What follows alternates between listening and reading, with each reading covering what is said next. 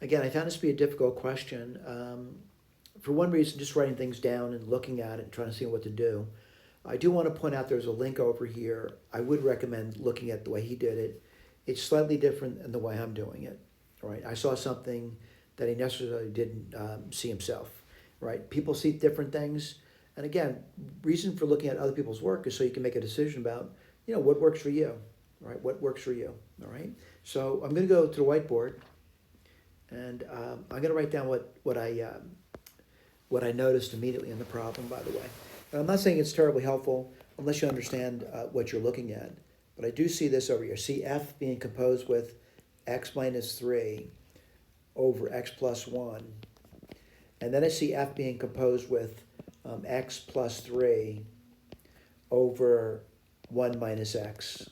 And they tell me that's equal to x. What I noticed right from the get-go, though, that this over here looks like it's inverse, vice versa.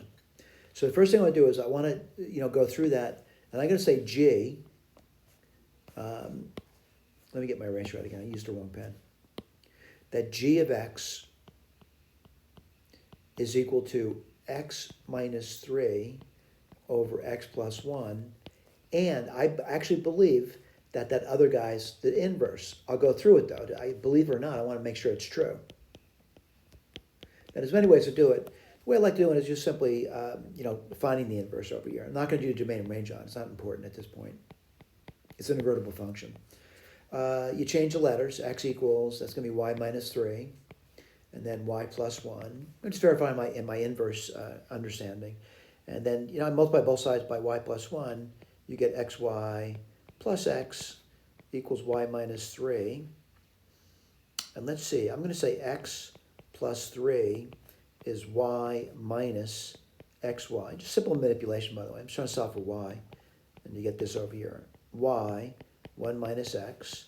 Divide both sides by 1 minus x. You get x plus 3 over 1 minus x is equal to y. So what I'm noticing over here is that I want to just point it out to you. We're getting it. These are inverses over here. So that's good to know, by the way. All right. Now, again, it may be a dead end, but I do know they're inverses. And I might say it's owed by coincidence. I don't think so. I think it's written that way. All right. So I'm going to write that down now. I'm going to write down f of g of x plus f of g inverse of x equals x. All right. Now, certainly that's a good place to start thinking about what you're going to do with that. And one thing I'm going to do with it is just talk about this over here as if there were a point on it. And I want to make it simpler. And I want to say that I'm going to plug in a t over here. Now, what I know it's going to return, by the way. Oh, you know what? I got to make sure you understand what I'm doing over here. Maybe I should be more clear about that. That these things are identical. All right.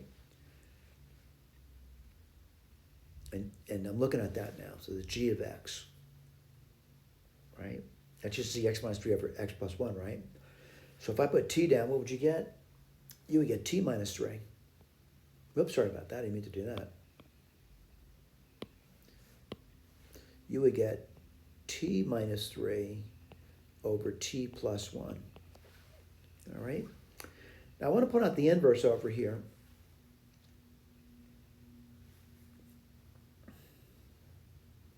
The inverse would be this.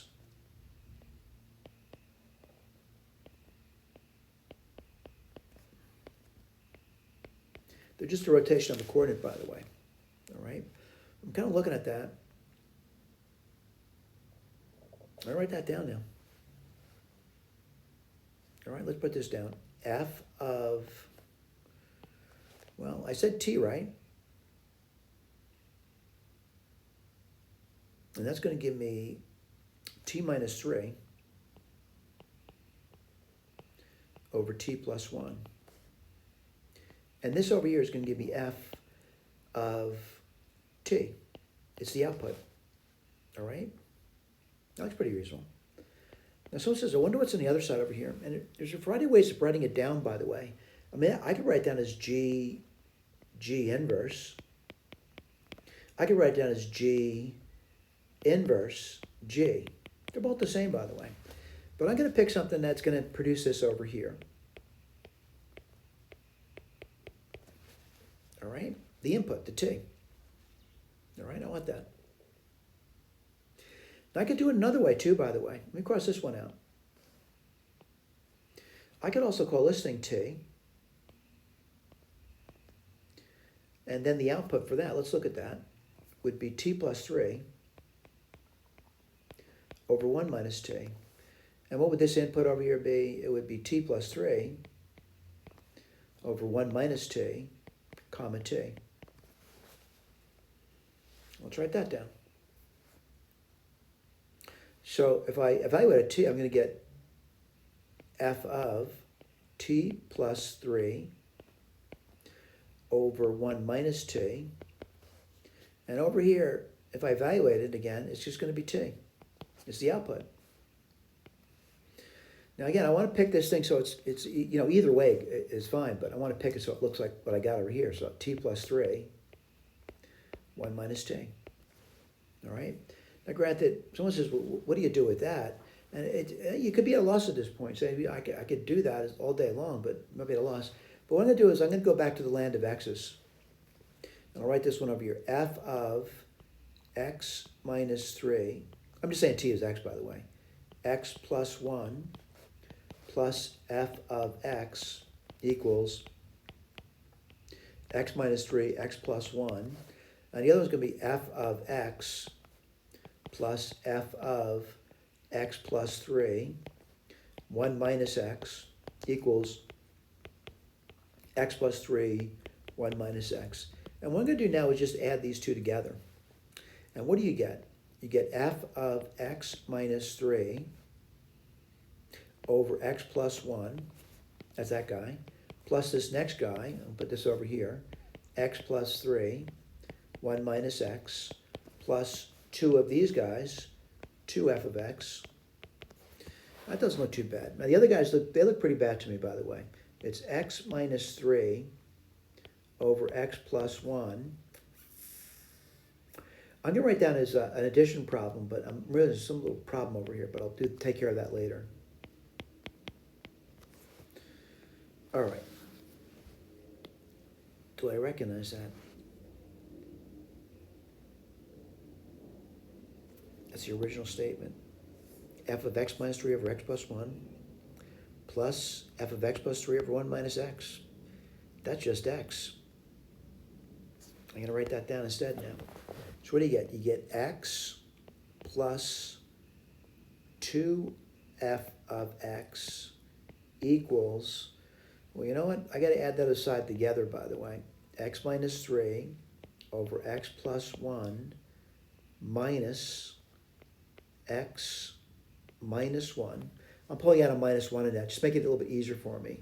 And then x plus 3. Now you get x plus 2f of x. Common denominator is going to be x plus 1, x minus 1, x minus 3, x minus 1, minus x plus 3, x plus 1. By the way, we're looking for f of x, by the way. So you get x plus 2f of x. I'm going to simplify it a little tiny bit. The bottom's going to be x squared minus 1. The top, you get x squared minus 4x plus 3 minus, I'll put this in parentheses, by the way, x squared plus 4x plus 3. I'm going to keep plowing along, by the way. See if I can figure out what that f of x is, by the way. What do you get there? X squareds disappear, by the way. Minus 4 is minus 8x. 3 minus 3 is nothing. Well, that worked out pretty nicely, right? Let's keep moving. 2f of x is equal to minus 8x, x squared minus 1 minus x. I'm going to build this. You get x squared minus 1, x squared minus 1. 2f of x. We're almost there. Common denominator is x squared minus 1. You get minus 8x minus x cubed plus x. Let's keep moving. F of x, I'm going to divide both sides by 2 now. That's going to be 2 x squared minus 1. And on top you're going to get minus 7x minus x cubed. Now granted, that's a fine answer. It is f of x. I'm just going to simplify a little tiny bit, by the way. I'm going to pull out a minus 1 on top. You know, I'm going to pull out also an x on top. I'll just put minus x down for the time being. What do you get? 7, let's see, plus x squared, right? And I can pull a minus 1 out the bottom, by the way. And what do you get there? You're going to get 1 minus x squared. All right? Let's just simplify a little tiny bit. You're going to get x, 7 plus x squared. On bottom, you're going to get a 2, 1 minus x squared. And we are officially done. Thank you.